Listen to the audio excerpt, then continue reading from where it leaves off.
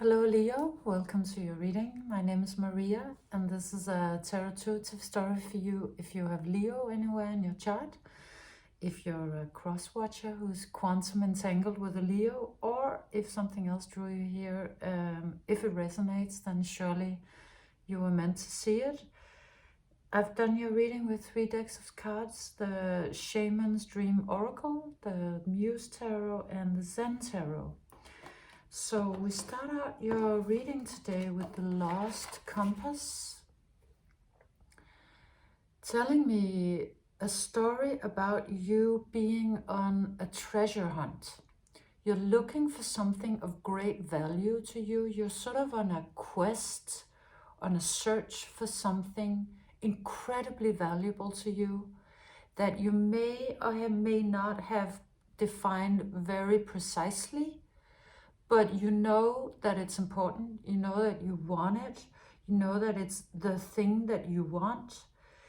And it's also very intricately connected to your, well, your feeling of abundance, but also your feeling of direction, of purpose. You could be actually also looking for your purpose, but it does seem like it's a little more, if it's something immaterial, then it's sort of purpose slash happiness, or purpose slash peace, or having a feeling of arriving, or it's something very important to you. I'm sure you'll know what it is, but it could also be something in the outer world. Either way, it has also to do with sort of your direction in life and your ability to find your way in life.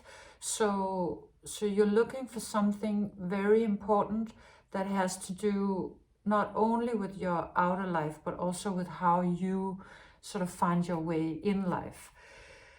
Again, the lost comeback, comeback, the lost compass, getting back into integrity. So it also has a message of it being something that you lost. You might have had it or them at an earlier point, but you lost touch with it, and that also comes out clarified by the 8 of Materials and the Guilt card. So it seems to me like you have been distracted, possibly away from this, maybe your purpose or some very important quest or project or inner guideline. You've been because you've been doing something else. You've been doing something very masterful, very, very beautiful. This comes out sort of as the beauty way, also comes out as self-employed, masterful. Just, it looks incredibly elegant and like somebody who really knows what they're doing. So it looks like you've been doing something like, yeah, just what you've been doing very masterfully and very with a lot of grace and beauty. But you might have gotten lost a little bit in it. Maybe you were supposed to get these roses somewhere, but then you forgot, and you were just all about the juggling of them. You forgot that you had a direction, and you kind of just stayed in that place doing the thing, but having forgotten why you were doing it in the first place, or that you were actually going to go somewhere with it. And you come out with this one and with the Page of Voices. That looks to me like you sort of realized that suddenly. You realized you are realizing that you've been maybe sort of just staying in one place, juggling some things, and actually you were supposed to be going somewhere. And realizing that makes you feel sort of shameful, guilty. It's yeah, because you have sort of in a way lost your integrity a little bit by staying in place when you were supposed to move, when you were supposed to go get your treasure, to recover your compass, and instead you kind of lost it. And this one is talking about you realizing that you're suddenly seeing, oh yeah, even though what I'm doing is incredibly beautiful, elegant, and masterful, it's not really the thing. Something is missing, or I was actually going somewhere else, and then sort of feeling a little, having a bad conscience, I guess, towards yourself or spirit or some part of you that you haven't been looking at, that you sort of forgot for a while. So so you've been, or you are then looking, sort of start looking elsewhere. You come out with the farther gate, bold step forward. So I see you sort of, you do actually make a move, because you were here juggling that thing or those things that you know how to do very well for a while, maybe a little bit of a longer while than you were really completely supposed to. But having that realization makes you want to move towards something other and bigger and new, very, very mysterious, compelling. It could be to start even searching. This looks kind of like a vision quest, or like sort of mentally or cerebrally or via meditation, something like that, trying to look for new ways, and also to look for your compass in another place, you know, start that search again.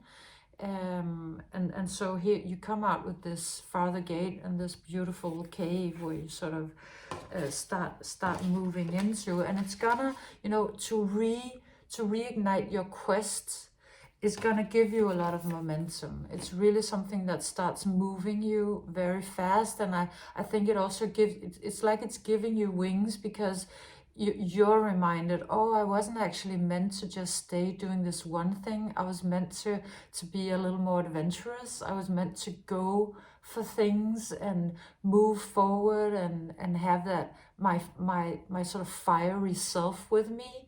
And it comes out very much as air energy.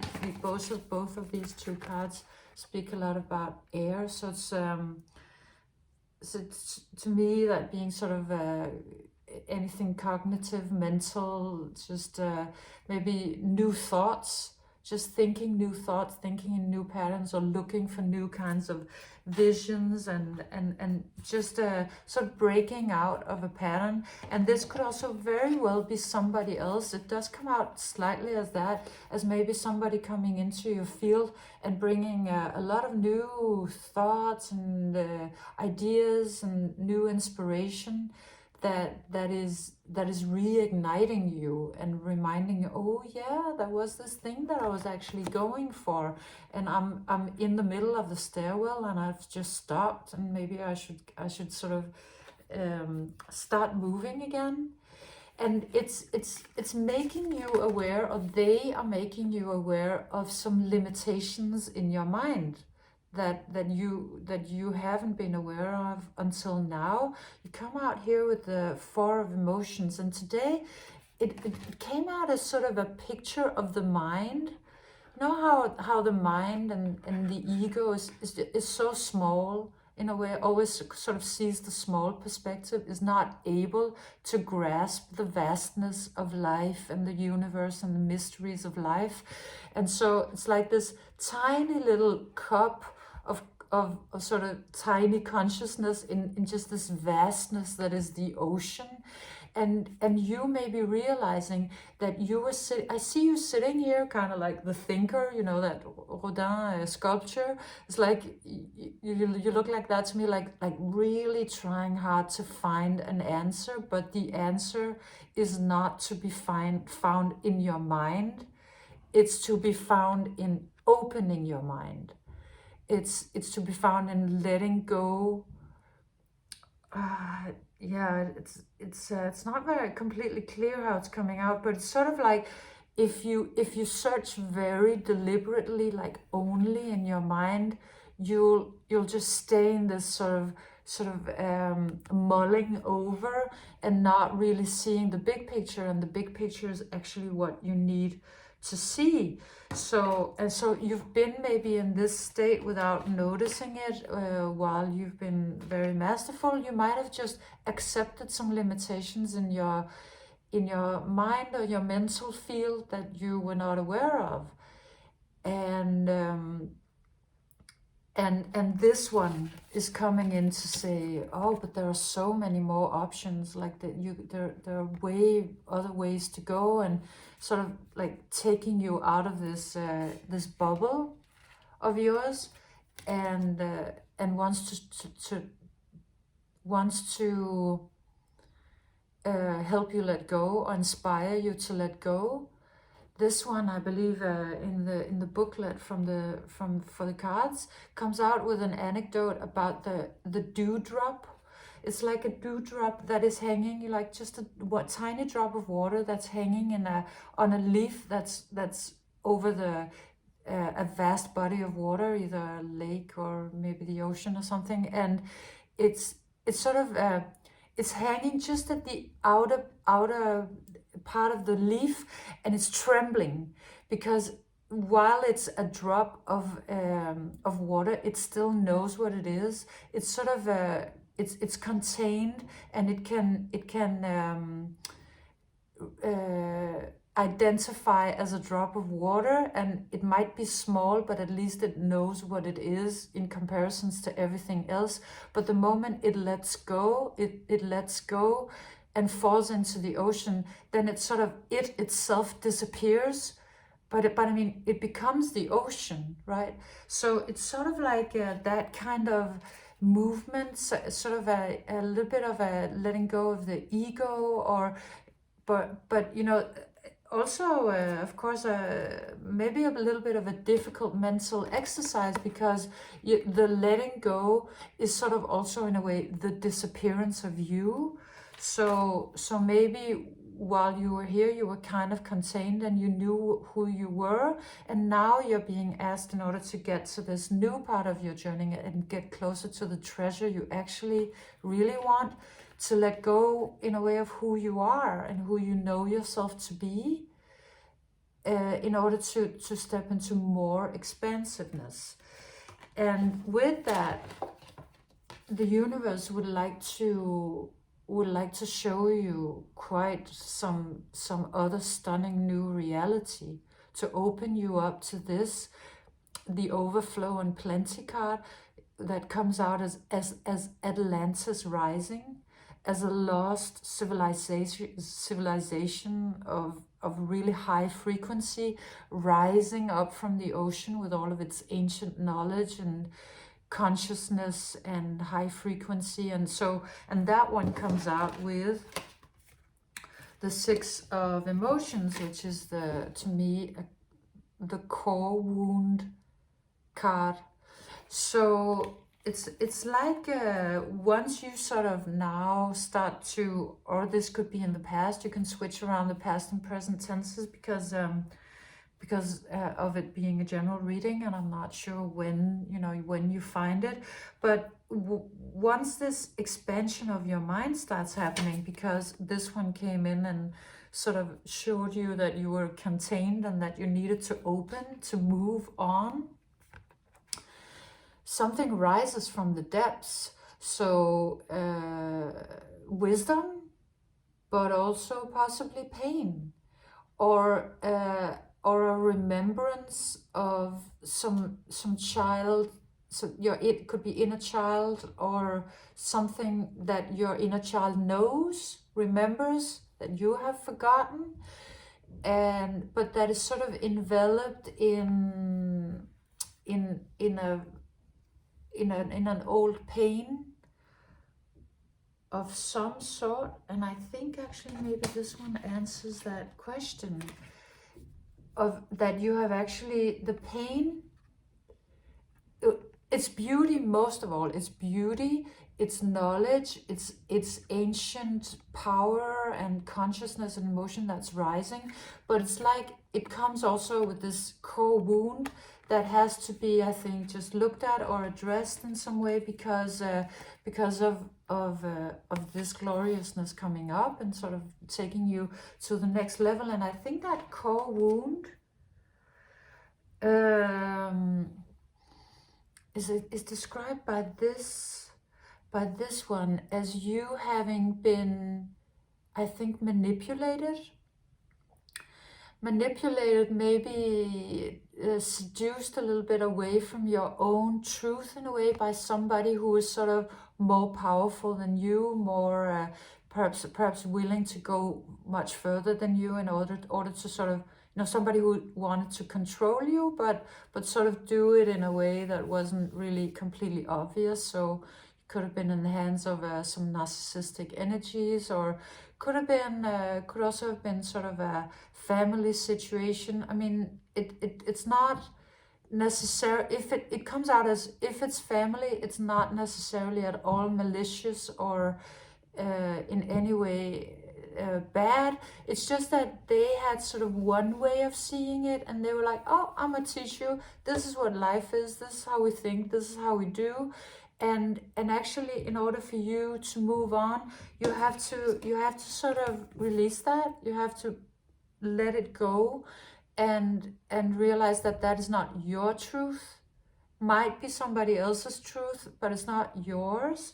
And trying to make something that you were told into being, trying to make it be your truth is or has been incredibly stressful to you, because that's actually maybe why you lost your compass in the first place. Is that somebody was like, oh, but this is how we do it. It could also, it actually comes out a little bit also as toxic positivity.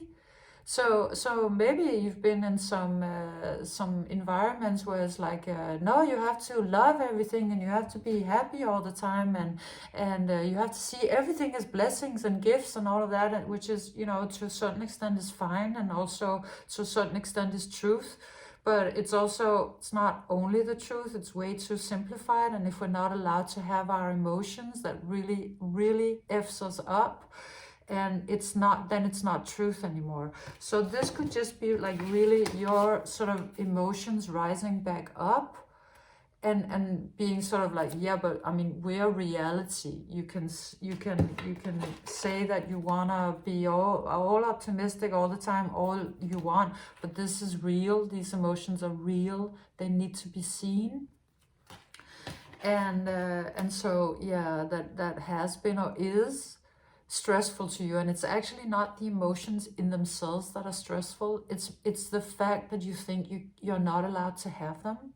It's the fact that you think that they should be in a different way. And it could be like really anything that could be rising up, anything that you've deemed to be sort of shadow sides. It could be like righteous anger. Maybe you're super angry about something. It could be grief.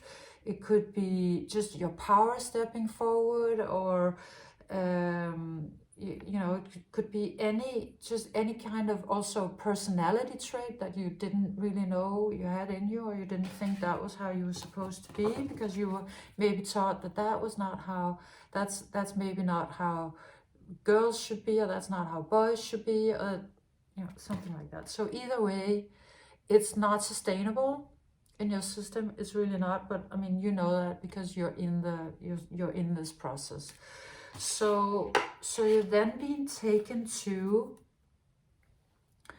where this is going, is that it's going into, well, you come up with the root goal. So it's talking about maybe your roots, which is of course then pointing back to, I guess, family and ancestry. So it could be about something that you learned there, but also about a power that is there, something very, very empowering in your roots.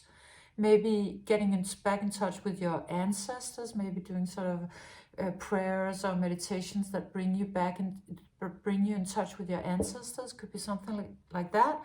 Could also be just really being like earthing or grounding, things that are very nurturing on an earth level, on a very sort of a bodily level, that's actually what is gonna heal you. And it also looks like this is where the treasure is. So arriving at sort of something that looks incredibly humble, it's almost like you've been looking for your compass in sort of maybe some very sort of grandiose, like looking for the big gesture or looking for that big life or looking for the big thing. And because these cards come out as very, very adventurous, very sort of like this kind of comes out as fire, and this as air, and this as water, and it's like the big things in life, like, and then but then none of these places really finding your treasure. It's not really there, because it keeps moving you forward into another thing, and then reaching earth. And earth, maybe that was your last choice, you know, being kind of very earthy and living your life for a little while where you're very into sort of simple things and slow cooking and being in the body and just not the big gestures or not the big thing. But then here is sort of where your treasure is hiding, because it's bringing you in to yourself.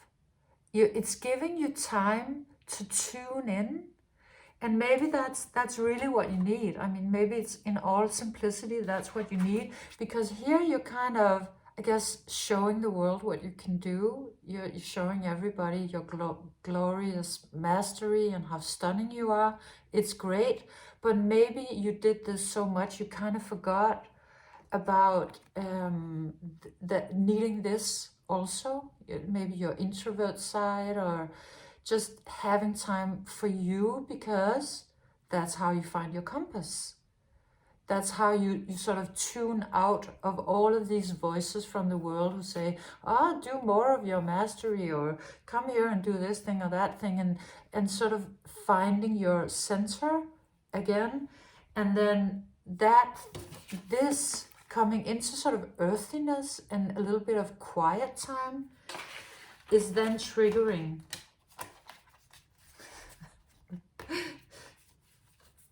this. I mean, check this out. It just the warmth, the sunny energy, heart and soul, the star, and just community. I mean, this is your treasure. Your treasure is really arriving like this, and it's almost like everything at once, or maybe like one thing that kind of opens up your whole field.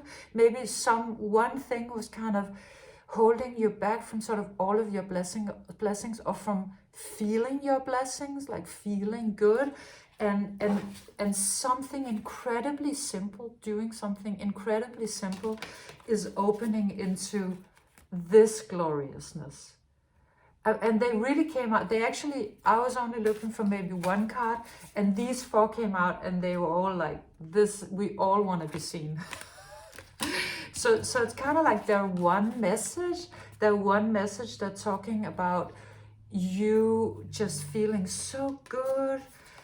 So this is such a Leo card, the Queen of Inspiration, and look at you here sitting, the big cat, and just warm and comfortable and powerful and beautiful. And here, you know, the heart chakra all open, the soul completely accessible, community, friends, togetherness, and you being a star.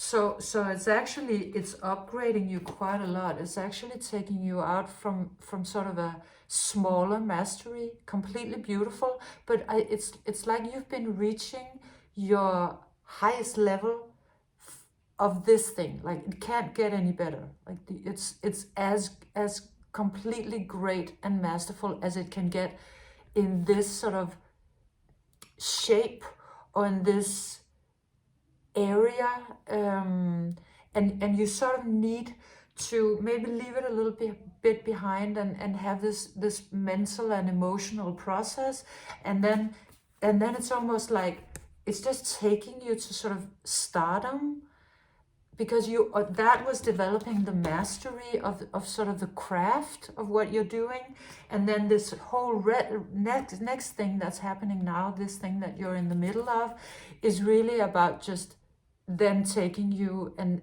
into sort of the big leagues, the major leagues, and where it's not really about having, like, this is not about, I don't know if I'm explaining it right, sort of the craft, you already know how to master that, that's already what you did. This level is about something much more than that. It's about star quality, it's about integrity, it's about having your compass with you, and then you know, shining with that. And that's really what is happening, and what has been happening is getting you to this, through expansion of your mind and sort of remembrance of some emotions.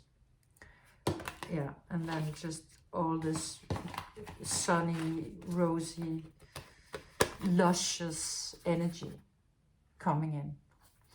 So this was your reading, Leo. I hope you enjoyed it, and if you did, leave me a thumbs up. If you have a comment or want to let me know about how it resonated, I'm always super happy to read that. So please feel free to comment, and thank you for being here. Come back again soon. Bye.